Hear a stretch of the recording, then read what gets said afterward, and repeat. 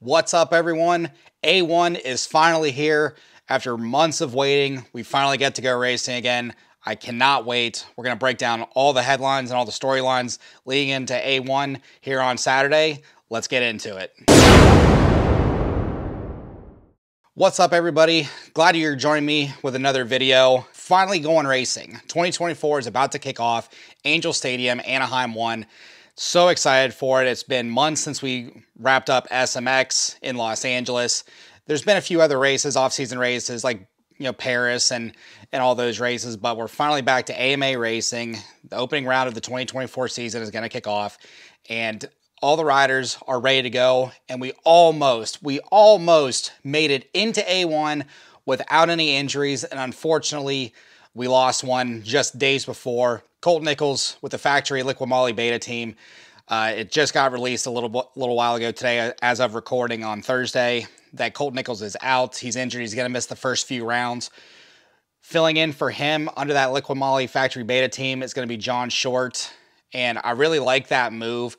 John's the journeyman privateer. He got help last year with the Mad Parts Kawasaki team. He was doing his own deal this year on a Kawasaki, putting in the work, but he gets a shot with the factory Beta team, and I like that move.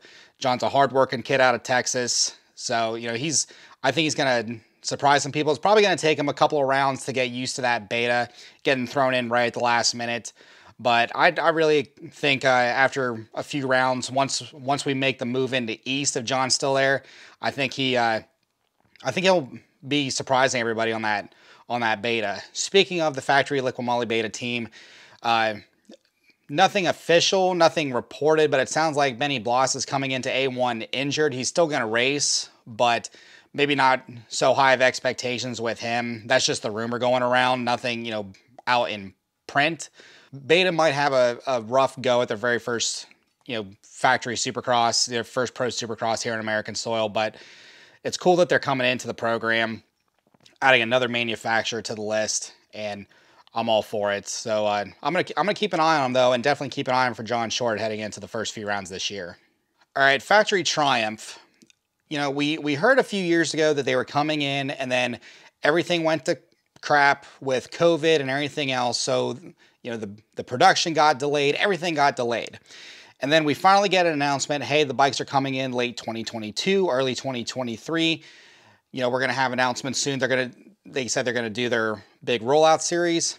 And the whole marketing plan that they had, and I'm not talking crap on them by any means. I'm not here to just dump all over them, but just the way they rolled everything out was just a real mystery to me. I think I understand what they were trying to do, but how they rolled it out, and with those videos with the engine and the frame and all that stuff, it was just really sparse. I think they could have done it a little bit more concise and rolled out a little bit more consistently and closer together to kind of build up a little bit more drama to it. But then the other thing with the rollout is, as far as the teams go, really weird how that's been going on. They announced their World Championship, their MX2 program with Monster Energy and Mikkel Harup over in the MX2 class in the World Championship Series for next year. But then we had to wait about another 3 weeks or 4 weeks before anything was announced over here for the Supercross and the motocross side. Now we all knew, anybody that's been paying attention knew what was going on, but the fact that it wasn't rolled out immediately has been odd to me and a lot of other people.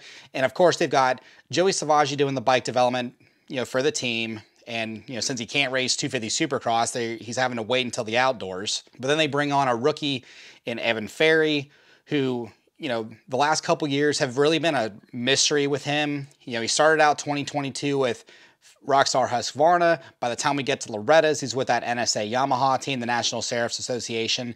And then this year, he's on a Triumph, which was basically a Yamaha made to look like a Triumph, black and gray and everything.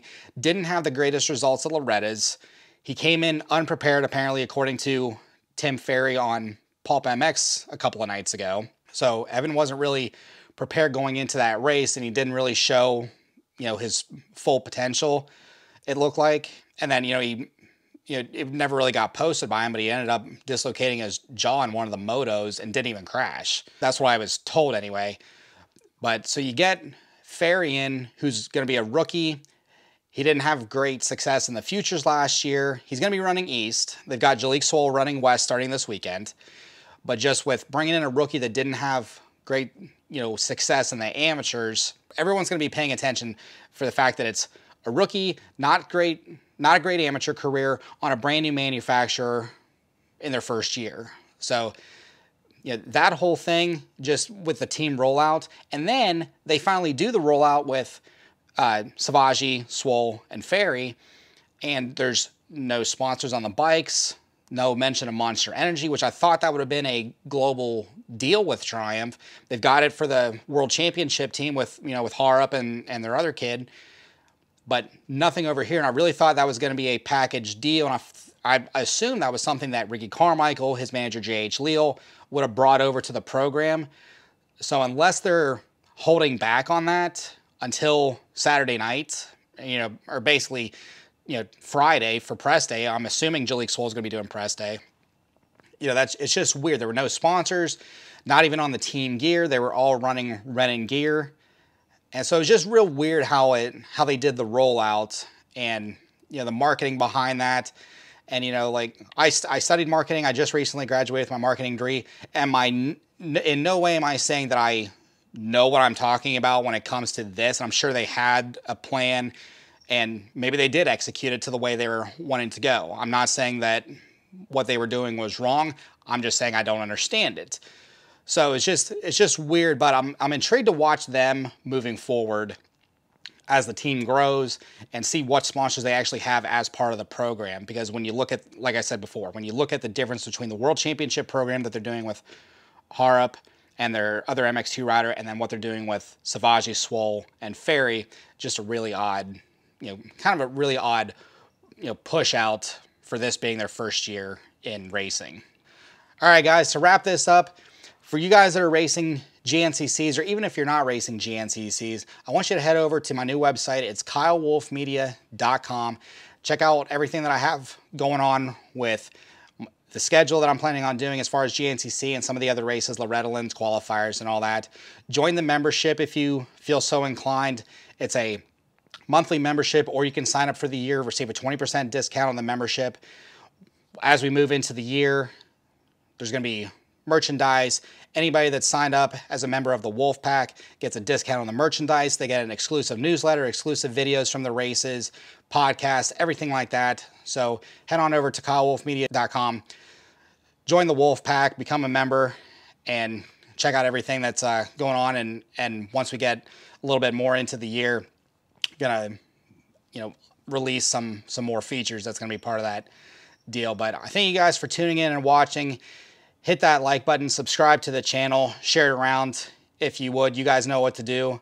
And I'll do another video once A1 is over. So thanks you guys again for watching, and I'll see you soon.